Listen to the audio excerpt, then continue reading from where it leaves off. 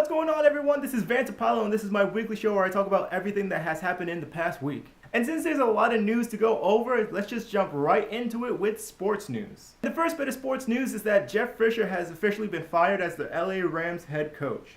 Jeff Fisher was hired by the LA Rams when they were first the St. Louis Rams in 2012. During Fisher's tenure, the Rams have not finished better than 7-8-1. Jeff Fisher was a part of the RG3 draft trade in 2012 between the Rams and the Redskins. Special teams coordinator John Fassel will take over as head coach for the LA Rams. And this comes in perfect timing for Jeff Fisher too. Yes, unfortunately he lost his job, but if he kept his job when they played the Seahawks in Seattle and he lost to them, which with or without Jeff Fisher they probably would have done, then Jeff Fisher would have the record for the most losses as a head coach, surpassing Dan Reeves. Now, yes, it is a losing record, but Dan Reeves has Super Bowls. Jeff Fisher, 0 Super Bowls, only 1 Super Bowl appearance. And what blows my mind even further than this is that Jeff Fisher hasn't had a winning record since 2008. Last time they made the playoffs was 2008, and yet he still gets hired as the Rams head coach in 2012. There are so many other head coaches that can get hired, and yet Jeff Fisher still gets hired. Let me just go on to the second subject before I really go in. And in the next bit of sports news, Lane Kiffin has been hired as the head coach at Florida Atlantic University.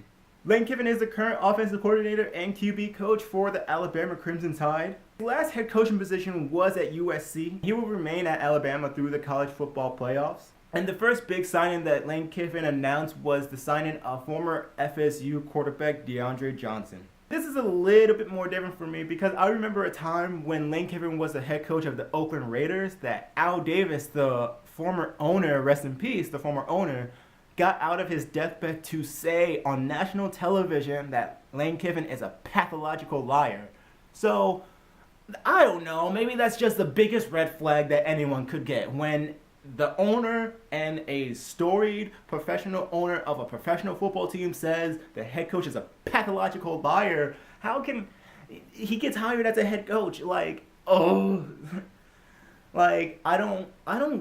get football. I get football, but I don't get head coaches. I don't get how offices work like that. Like, how can somebody such as Lane Kiffin be called a pathological liar and still get a head coaching job? The other thing about Lane Kiffin too was that when he was at USC and they were terrible. They were terrible with Lane Kiffin. I mean, they had some good years, but they were still pretty bad. But in the last few years of Lane Kiffin's tenure at USC, one of the last losses, he wasn't even allowed back on the bus. Like, they fired him and he couldn't even get back on the bus. He had to take Greyhound to get back to California or wherever they were coming from.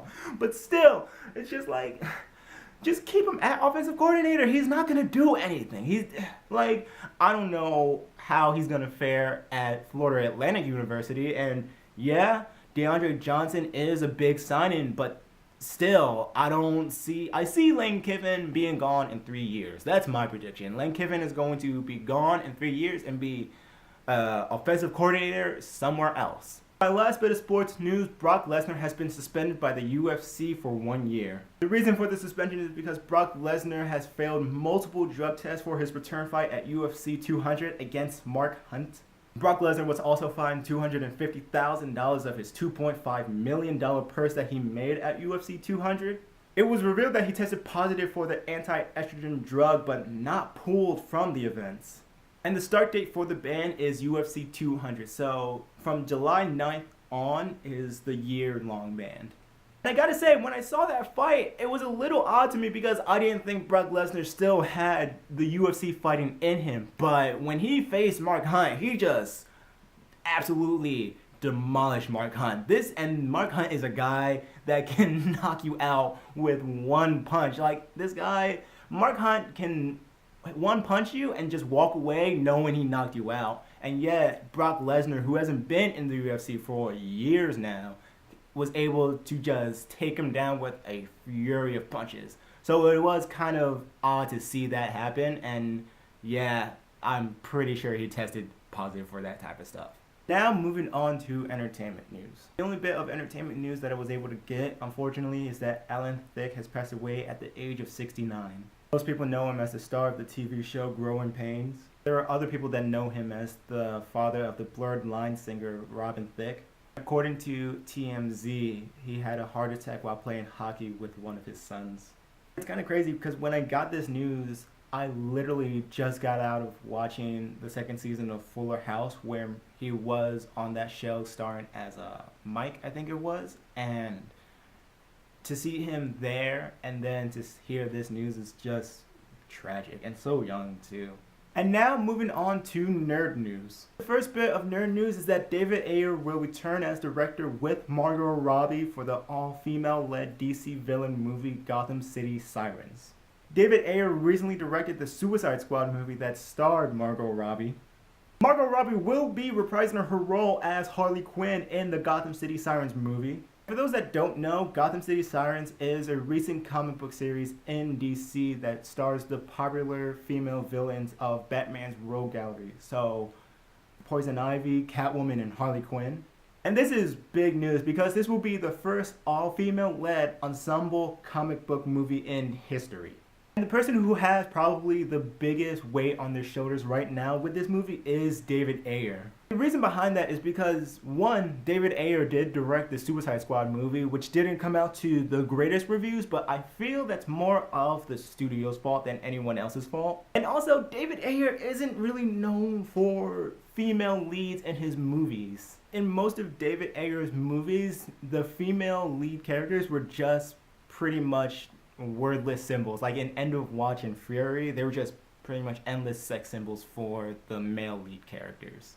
In the Suicide Squad movie, other than Harley Quinn, Katana was just basically Rick Flagg's weapon. But again, probably the studio's fault for cutting that down, because they did cut down the relationship between the Joker and Harley Quinn, which, by the way, for me at least, was the most ridiculous part, because Harley Quinn and the Joker, they don't have a good relationship. It's not a good relationship by any means necessary. And it just annoys me to no end, where there are girls on Facebook and just on my Twitter and on Facebook that say, oh, I want a relationship like Joker and Harley Quinn.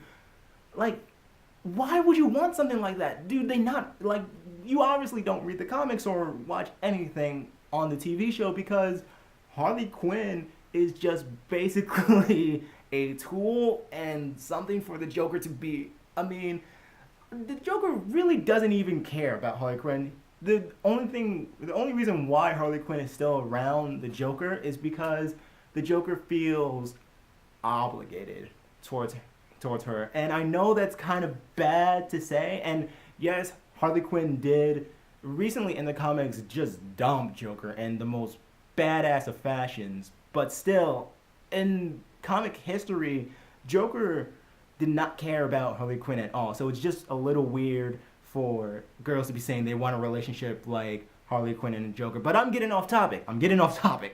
Another thing that people are worried about, and I understand the concern, but it's just going to confuse a lot of things, is making Harley Quinn, Poison Ivy, and Catwoman strong female leads for little girls to look up to. Newsflash, if you haven't read the comics or watched anything, Poison Ivy, Catwoman, and Harley Quinn are over-sexualized to 1,000. Like, it's just crazy. So, saying they want to have strong female leads but stay true to the comics is kind of a conundrum in a way. All in all, I hope the best for David Ayer, because I loved End of Watch and I liked Fury, and I didn't hate Suicide Squad, but I also didn't love Suicide Squad. But still, I like David Ayer's work, and I hope he does a fantastic job with Gotham City Sirens. And in my last bit of nerd news, the NES Classic System will be in stock at Best Buy this Tuesday. Best Buy will be the second store to have these in stock. And you might want to start getting in line now, because the retailer said the hard-to-find system will be in stock but in limited quantities. And this system will be available on Tuesday, December 2nd. So by the time this comes out, that's tomorrow.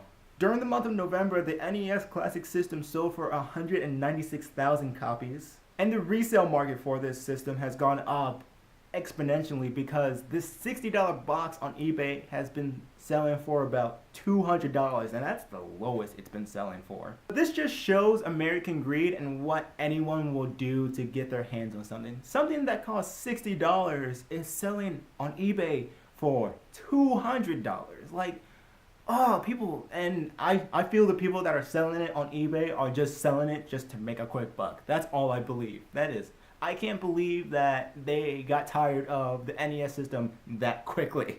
That about wraps it up for today, but before I go, I have to announce that this will be the last Vance Apollo show of 2016. It is the Christmas season, and I know I won't be able to do this show and still have it out, so this is going to be the last show of 2016, but I will be back 2017 with more content and more of this Vance Apollo show. I just want to say a quick thank you to everyone who came and watched me over the past few months. I started this in, I think, October, if I'm not corrected. Somebody will fact check me on that. I'm pretty sure of it, but thank you for everyone who watched this, and like, subscribe, and share, and I will see you in the next year.